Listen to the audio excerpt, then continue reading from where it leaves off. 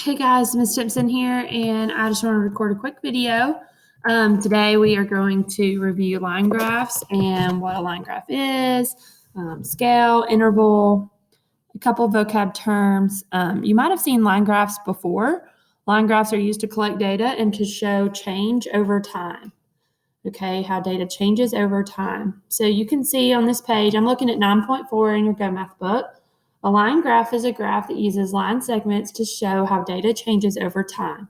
The series of numbers placed at fixed distances that label the graph are graph scale. Okay, so the scale of the graph is what I'm counting by. If I counted 5, 10, 15, 20, 25, 30, the scale would be 5. Or would be, if I went up to 30, it'd be 0 through 30. Okay, if I went 2, 4, 6, 8, 10, 12, 18, I stopped at 18, my scale would be 0 to 18.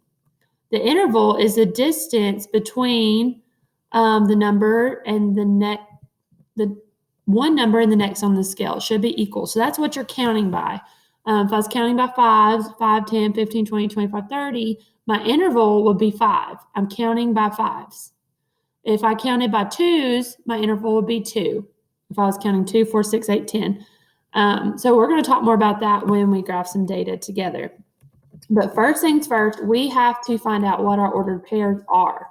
So they have already started, graphing or finding the ordered pairs. We have to finish that. So they have 1 o'clock. At 1 o'clock, it was 51 degrees Fahrenheit. Okay. Notice that the 51 goes with the 1 o'clock. At 1, it was 51 degrees. At 2 o'clock, it was 49 degrees. Always, when you have a data set, the top data is the Y, or is X, and the bottom data is the Y. If they displayed the data in a chart like this, and they had all these numbers, and let's say they had time here, and they had temperature here, then the X's are on the left and the Y's are on the right. Okay, so we've already did that. 3 and 47. 4, I'm sorry, my pen is not wanting to cooperate. 4 and 44. 5 and 45, 6 o'clock and 44, 7 o'clock and 46. Okay, so we made our ordered pairs, and now we can graph those. They actually graphed the 1 o'clock, the 2 o'clock, and the 3 o'clock for us.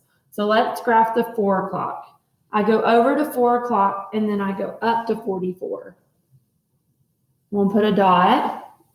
I go over to 5 o'clock, and I go up to 45. So there's not a 45 on my graph. If that ever happens, which it will, you will put a dot in the middle. That way it shows that it's in between those two values. So we have 45, so I put the dot in between 46 and 44 because 45 is between 46 and 44. So now 6 o'clock, it was 44 again. So I'm going back down a little bit. 7 o'clock, it was 46, so going back up a little bit. If I have to say, their temperature's kind of jumping around quite a bit. So now we're going to connect the dots, but it is really important that you have straight lines in between each point. That's creating a line segment, okay? This isn't supposed to be a smooth roller coaster. This is connecting dot to dot, just like you would in a connect the dots game. There's no curves at all with the data. It's just straight lines. And I might just go ahead. I just want all mine to look, look the same. I don't know what I just did. I think I just moved everything. How did I do that? Whoa. How cool. I didn't know it did that. That's awesome. Sorry. Whoa, I didn't even know my board did that. That's amazing. Learn something new every day. So that is our graphed data. Now let's see what other questions they ask us. I'm going to scroll down a little bit. They didn't ask us any more.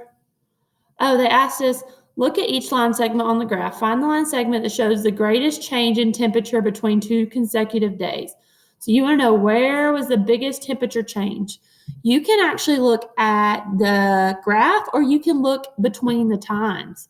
So I'm going to erase this in just a second. But the biggest change means it went down the most or it went up the most. It decreased or increased the most. So I could have looked at the graph, but you can also look in between these numbers. 51 minus 49, that's 2. 49 minus 47, that's 2. 47 minus 44, that's 3. That's plus 1, that's minus 1, that's plus 2, that's minus 2. The greatest change is in between these two times, right? Between 3 and 4 o'clock, it changed 3 degrees. But if our graph is accurate, then we can see that displayed on the data in our graph. But you can also use this to be more precise. Okay?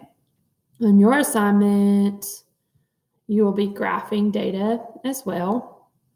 So reflect on this video to help you graph your data.